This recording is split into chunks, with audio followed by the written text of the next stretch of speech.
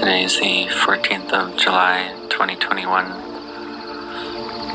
We can think back to the time of the Buddha, the time when the fully self-awakened Buddha awakened to the truth under the Bodhi tree on the 15th day of the 6th lunar month. And after he awakened, the Buddha entered and savored the bliss of liberation for 7 weeks, for 49 days total. So we likely know this story already. And after the Lord Buddha's awakening, the Buddha contemplated into the Dhamma that he had understood.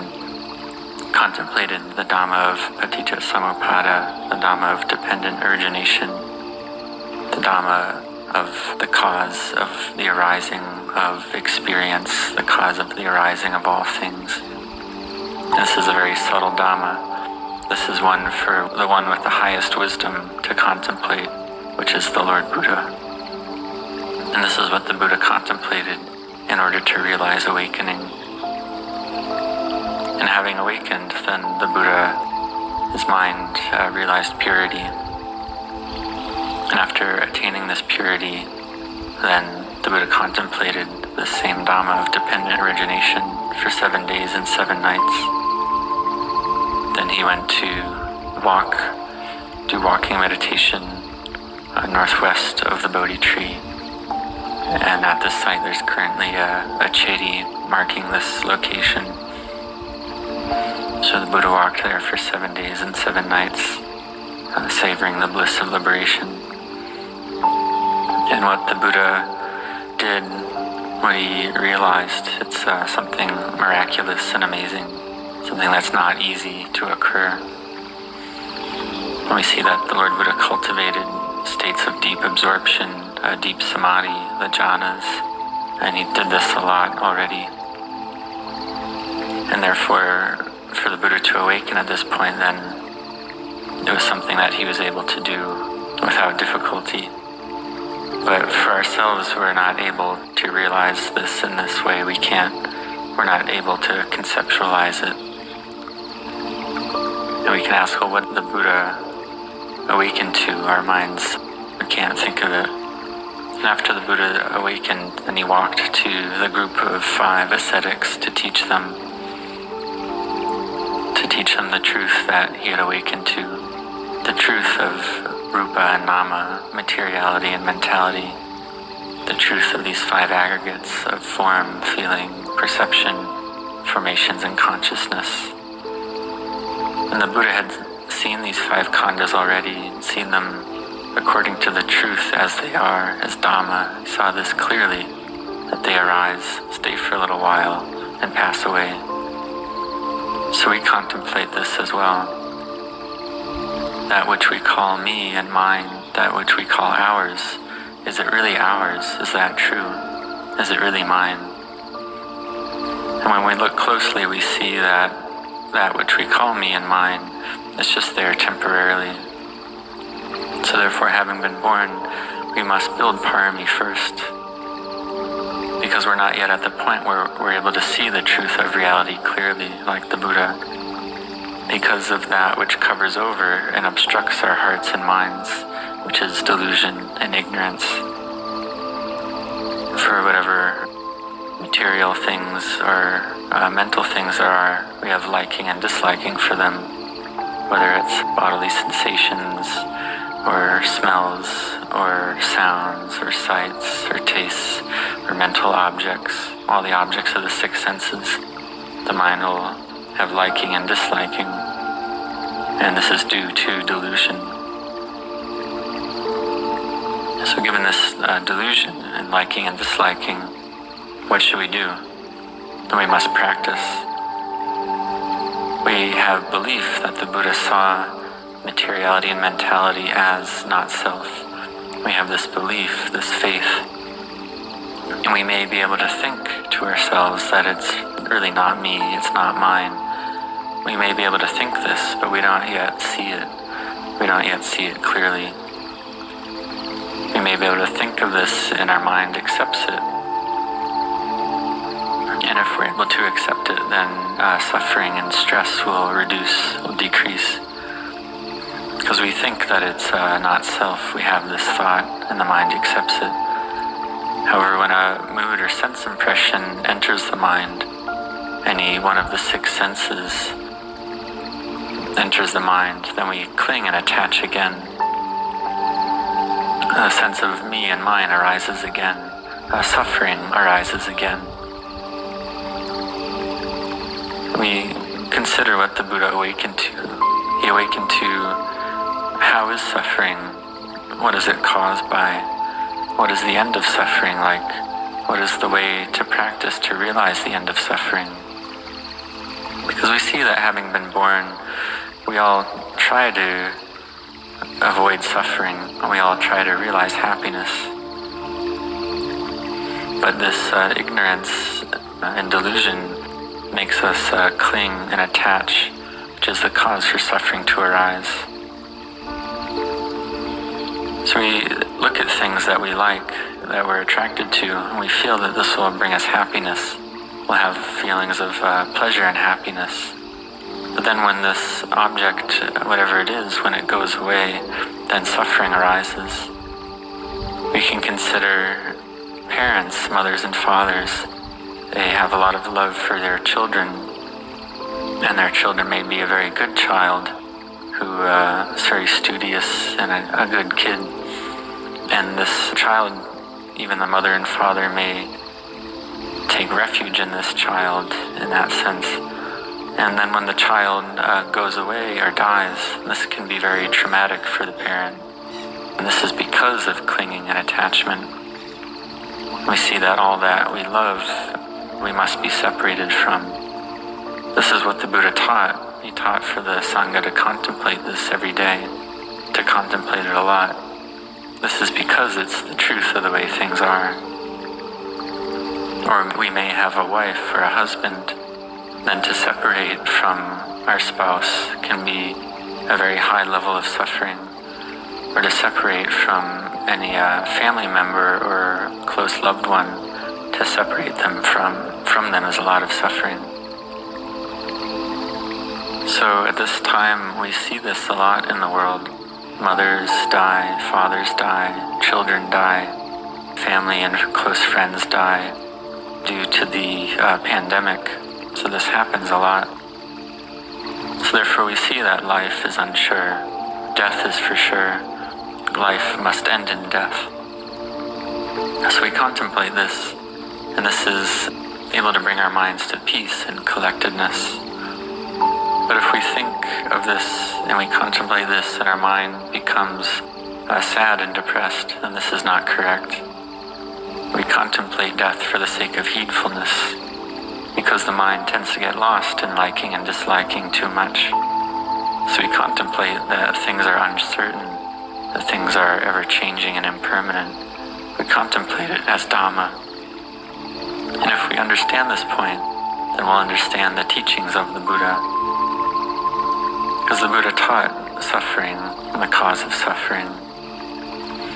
And we see that the Arahants, the fully awakened ones, they know the truth of reality. They know the Dhamma, and they don't suffer. They're able to go into the bliss of liberation following after the Buddha. However, the Arahant has the suffering of the five khandhas, the suffering of the body and mind. They must care for their bodies, care for their khandhas, have to rest their bodies, use medicine. They have to use the things of this world to exist in the bodily sense. Therefore, they still have some suffering. But we see that whatever it is in the world, it's something that we're not able to control. We may want to control everything. We want to control the things in our lives, but this is something we're not able to do. And a primary example of this is the body. We don't want the body to age or sicken, but we can't stop it from aging. We can't stop it from getting sick. So we must contemplate this point. Contemplate that the five aggregates, the body and mind, are suffering. They can't last, can't be sustained. And this is what the fully awakened Buddha walked to go teach the group of 5 ascetics. And the Buddha taught in a very straightforward manner that everything which is of the nature to arise is of the nature to pass away. And this is everything, every single thing, anything and everything in the world, whether mental or material, rupa or nama. And if it's a physical thing like a tree or a mountain, all the things in this world, all things are of this nature. Or it could be buildings like chedis or uposatha halls, various things like this. Whatever it is, it's of the nature to arise and pass. If it arises, then it must pass away. And yet, still, with birth, we feel happiness. And with death and passing, we feel sadness. Because the knowing element, the citta, is like this when it doesn't have wisdom. So therefore we teach our minds to have wisdom. We teach our minds that everything arises and passes. And this is what Anya Kondanya, Venerable Anya Kondanya saw. He saw the Dhamma. So we must accept, we have to accept the truth of the way things are. And we see Anya Kondanya saw the Dhamma in the first discourse. So we may ask, well, is seeing the Dhamma so easy like this? But we have to consider that this last life of Anya Kondanya, he started out life as a young Brahmin, and he gave the prophecy that the Prince Siddhartha would become a fully awakened Buddha. And this was when he was about 20 years old. And then the Lord Buddha awakened at the age of 35. Therefore, we can consider that Venerable Anya Kondanya was roughly 55 years old at the time of the first discourse. And he had already practiced Dhamma a lot, practiced meditation a lot before he saw the Buddha. He practiced for 35 years, which is no small amount of time. And before this final life of his, he built parami over many, many lifetimes.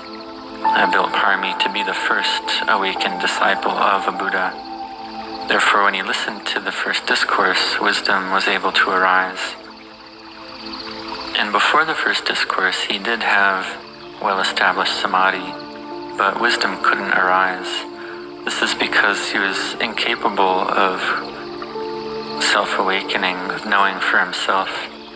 He had the parami to be awakened disciple of the Buddha, but he needed a fully self-awakened Buddha to come teach him to listen to the Dhamma from that Buddha. Or he needed a disciple of a Buddha who was already awakened to come teach him, such as the case of Venerable Assaji Thera, who brought the Dhamma to Upatissa, also known as Venerable Sariputta.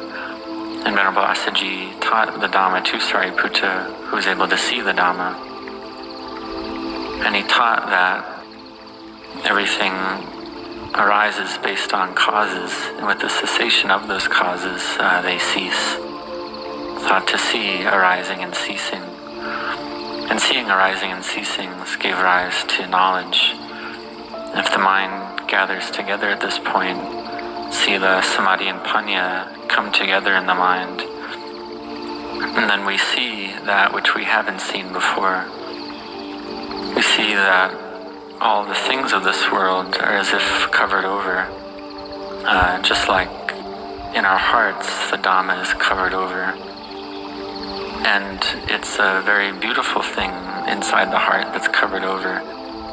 And so when we remove the obscurations, we see this most beautiful thing. And if we don't see the Dhamma, then that which is buried in the heart, this beautiful truth of reality, stays covered over. But with Sila, Samadhi, and Panya gathering together as one in the mind, then we're able to see clearly.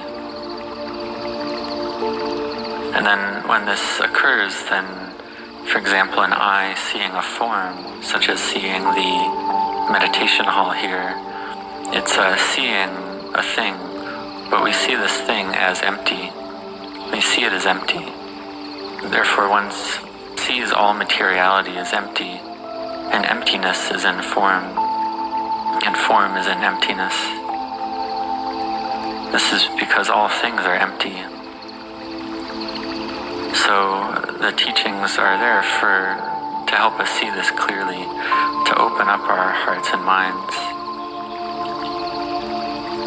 to see why is this the case. Because when we see clearly, we see all the things in the world. There's really nothing there. There's no me or mine, no self to be found. Everything merely arises and passes away. And seeing this clearly, the mind can realize great happiness, fullness, and rapture with this clear seeing. And by virtue of this clear seeing, the mind doesn't want anything in the world anymore. It doesn't want anything by virtue of this clear seeing. So we may study in school, study to a bachelor's degree or master's degree or doctoral degree. Then we come to ordain, and we have this goal. We have a goal for our lives. So therefore, we don't waste time, but we seek out the paths and fruits in Nibbana. We develop our minds like this. And we practice to see that all the things in this world arise and cease. None of it is a me or a mine. When we die, we can't take any of it with us. Whether one has a lot of things in the world or a little bit, all beings age, sicken, and die. And one may die at a young age or old age. One may own a lot of things or own just a little bit, and one dies all the same. Some people aged just 35 or so die from the COVID virus, and some elderly people die, young people die. And so we practice to accept this. And we can think 10 years ago, probably none of us thought that this would happen, that such a pandemic would occur. And usually people don't think that they will die, but we contemplate, we consider that it's unsure, it's not certain. When I saw this, I was in school and I didn't wish to continue studying. I thought it would be better to go ordain. And this is something that's not easy to do. And having ordained, one must strive, one must have a goal, and one must strive to realize this goal through one's practice. One practices the monastic routine of morning chanting, evening chanting, doing the chores and work around the monastery. And one does this according to one's ability. One follows the routine in order to cut off the kilesas, the defilements in the heart. When liking arises, contemplate. It's something unsure, it's impermanent. When disliking arises, contemplate. It's unsure, it's impermanent. Contemplate the four requisites that we use. Contemplate them to give rise to heedfulness. That these requisites that we use of food, shelter, robes, and medicine, we use them for the sake of Nibbana, to give rise to mindfulness, samadhi, and wisdom, and to do our practice. And we do our practice, and sometimes something amazing occurs, a miracle arises. Sometimes the mind gathers together.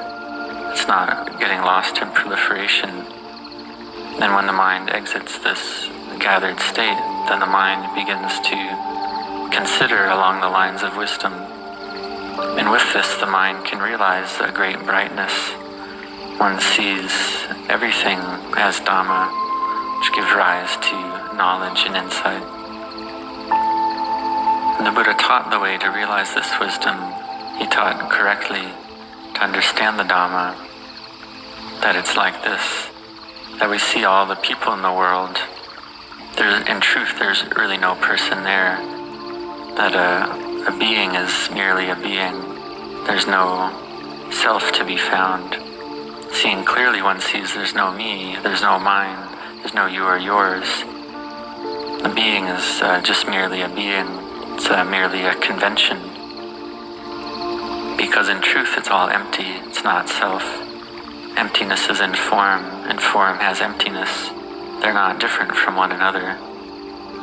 So we continue to meditate and practice, and then doubts can be dispelled.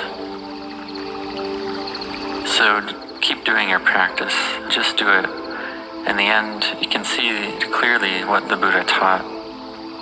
What the Buddha taught in this first teaching, that which is of the nature to arise is of the nature to pass away, just like Venerable Anya Kondanya saw during this first teaching. So we practice to see clearly in his footsteps. And then doubts will no longer be there. This will be the end of doubts. One sees the Buddha, the Dhamma, and the Sangha, and no doubts are left. The heart feels full and happy. This is the mind changing. And after this, rapture arises easily. Samadhi is not that difficult to attain. Sometimes the mind can become agitated or chaotic when moods and sense impressions enter the mind. But we contemplate and fight with this. Whether liking or disliking arises, we contemplate this. We use our wisdom. We use wisdom to contemplate. Is there liking arising or disliking? We practice and contemplate a lot in order to give rise to samadhi and collectedness.